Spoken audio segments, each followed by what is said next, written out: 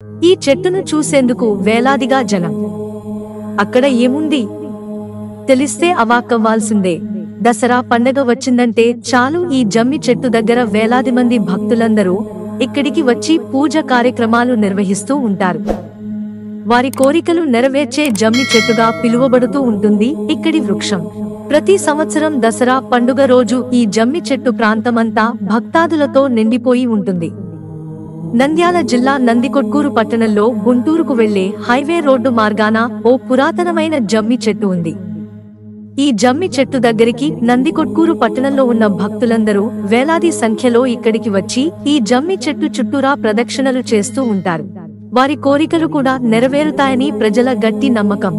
నందికొట్కూరు ప్రాంతాన్ని శాతవాహనులు పరిపాలించిన ప్రాంతంగా చెప్పవచ్చు. అదేవిధంగా నందికొట్కూర్కి చుట్టుపక్కల 9 నందులు ఉండేవి. అందువలన నందికొట్కూర్ అప్పుడు నవనందుల ప్రాంతంగా పిలువబడేది. చాలా సంవత్సరాల నుంచి ఉన్న ఈ జమ్మి చెట్టు ప్రాముఖ్యత ప్రజలందరికీ తెలుసని, ఈ ప్రాంతంలో కొందరు వ్యక్తులు అందరూ కలిసి ఒక ఉత్సవ కమిటీగా ఏర్పడి ప్రాచీన దేవాలయాల డెవలప్మెంట్, వినాయక చవితి వంటి మొదలైన కార్యక్రమాలు అందరూ కలిసి నిర్వహిస్తూ ఉంటారు. సంవత్సరం క్రితం వర్షాల కారణంగా పురాతనమైన జమ్మి చెట్టు కింద పడిపోవడం జరిగింది. అక్కడే మరలా కమిటీ సభ్యులు అందరూ కలిసి మరొక జమ్మి చెట్టును ఏర్పాటు చేశారు.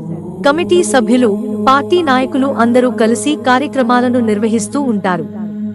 కమిటీ సభ్యులందరూ పెద్ద ఎత్తున ఇక్కడికి చేరుకుని దసరా ఉత్సవాలను ఘనంగా నిర్వహిస్తూ ఉంటారని చెప్పారు. ఈ జమ్మి చెట్టు వద్దకు చుట్టుపక్కల సభ్యులందరూ కలిసి కొంత డబ్బును పోగు చేసి అభివృద్ధి కార్యక్రమాలు ఏర్పాటు చేస్తూ ఉన్నారు.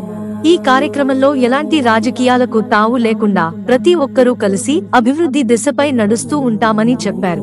మిత్రులారా, ఛానల్ సబ్స్క్రైబ్ చేసుకోవడం మర్చిపోకండి.